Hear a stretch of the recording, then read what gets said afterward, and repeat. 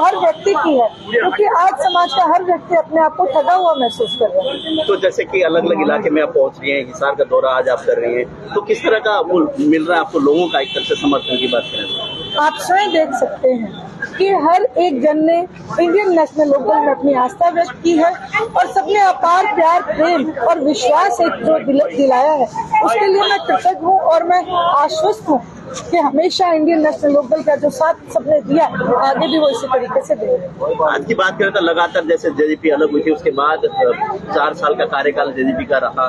Indian जैसे कि गठबंधन से अलग होने के बाद पार्टी के कार्यकर्ता नेता छोड़ कर भाग रहे हैं, क्या कारण मानती हैं आप? देखिए, जब आप वायदा खिलाफी करते हो तो आपके साथ ये सब चीजें होती हैं। एक समय इंडियन नेशनल लोकदल के कार्यकर्ताओं को जो बरगलाने का काम किया था, आज उस कार्यकर्ता की ये बात समझ में आ गई कि हमें केवल बरगलाया गया था, हमें झूठ बोल के और इंडियन नेशनल लोकदल तोड़ने का, एक पाप करने का मौका दिया था। आज वह अपने आप को यही कहते हुए वापिस आ रहे हैं कि जो गलती हमसे हुई हम उसको नहीं करते। एक समय वो था जब आप इसी चैनल पर लाइव आई थी और उस वक्त आपको टिकट नहीं मिली थी, लेकिन लोग कहीं ना कहीं इस बात से बहुत खुश थे और कहीं ना कहीं इस बात की जानकारी उनको थी कि सुनैना चौटाला जी को जो है टिकट मिलने वाली है। तो अब टिकट मिल चुकी है, उसकी खुशी कितनी है और तैयारियां कैसे चल रही है? मैं बहुत धन्यवाद करना चाहती हूँ आदरणीय ओम प्रकाश जी चौटाला का, शीर्ष नेतृत्व का, जिन्होंने ये मुझे बहुत बड़ा मान और सम्मान दिया। देश की सबसे बड़ी पंचायत के इलेक्शन का लड़ने का मुझे मौका दिया, इसके लिए मैं उनका धन्यवाद करती हूँ और खुश हूँ क्योंकि मेरे हिसार के वासी सभी खुश हैं, हिसार इलाके के लोकसभा क्षेत्र के सभी लोग खुश हैं, इसलिए मैं बहुत खुश हूँ। जैसे आपने कहा था टिकट की घोषणा होने के तुरंत बाद चुनावी कार्यालय का उद्घाटन करेंगे, तो कब होगा कार्यालय का उद्घाटन? अभय सिंह जी चौटाला के जैसे प्रोग्रामों में से व्यस्तता जो उनकी कम होगी उसी दिन हम उद्घाटन। तो दूसरी लिस्ट कब तक जारी होने वाली है? कांग्रेस का इंतजार कर रहे हैं। 22 तारीख को आपको दूसरी लिस्ट भी मिल जाएगी। रणजीत चौटाला आज जिस तरीके से भव्य बिश्नोई के साथ अनूपपुर हल्के में घूमते हुए नजर आए, रोड शो कर रहे थे, तो कहीं ना कहीं कुलदीप बिश्नोई अब नजर नहीं आए, क्या कारण लगता है? क्या नाराजगी अभी बरकरार है और क्या आदमपुर की जनता उस चीज का जवाब देगी? क्या आदमपुर की जनता भव्य के साथ जाकर के वोट देगी या कुलदीप के साथ नाराजगी जो है वो दिखाएगी? क्या देखिए, मैं केवल इतना ही कहूंगी, ये पार्टियों का फैसला है और ये स्वयं कुलदीप बिश्नोई जी का अपना फैसला है, भव्य बिश्नोई जी का फैसला है। लेकिन इसमें केवल मैं इतना ही कहूंगी कि जो भारतीय जनता पार्टी का एक कल्चर रहा है, ये हमेशा ठगने का काम करते हैं। एक समय में मनोहर लाल जी खट्टर जब बाई इलेक्शन था आदमपुर का, तो ये कह के गए थे जनता के सामने कि आपके लाडले को मैं मंत्री बनाऊंगा।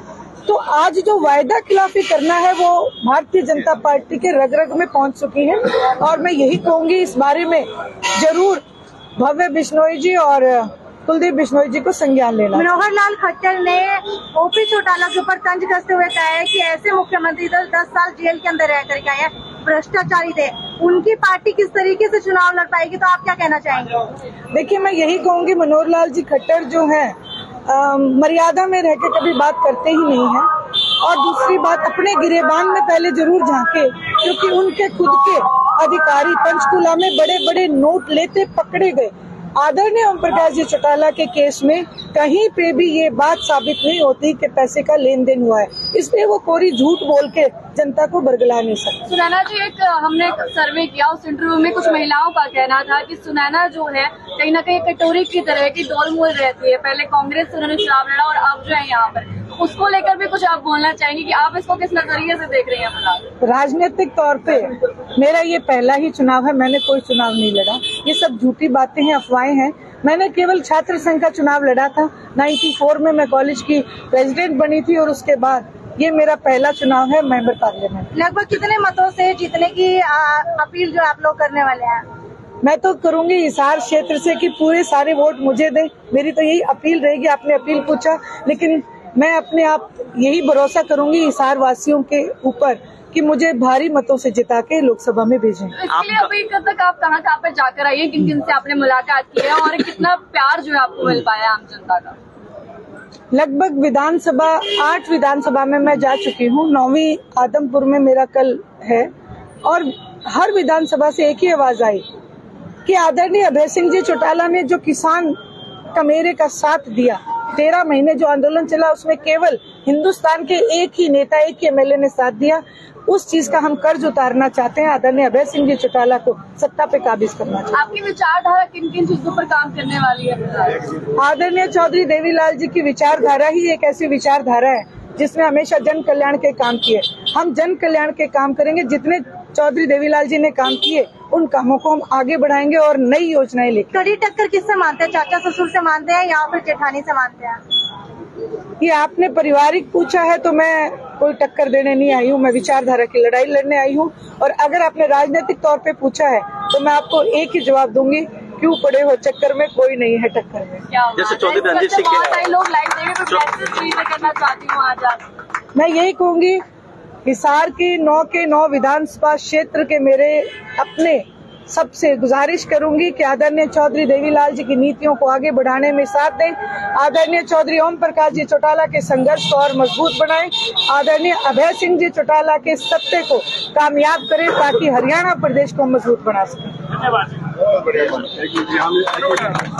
तो ये थी इस वक्त हमारे साथ सुनैना चौटाला, जो आपने इस वक्त तस्वीरों के अंदर देखा, और इस वक्त हिसार की राजगुरु मार्केट के अंदर पहुंची थी। और आपको बता देते हैं, राजगुरु मार्केट के अंदर पहुंच करके जो वोटों की अपील बकायदा उन्होंने की, वीडियो को ज्यादा से ज्यादा शेयर करते रहिए। और आपकी क्या राय है वो नीचे कमेंट सेक्शन के अंदर लिख करके जरूर बताएं। जनता ने काफी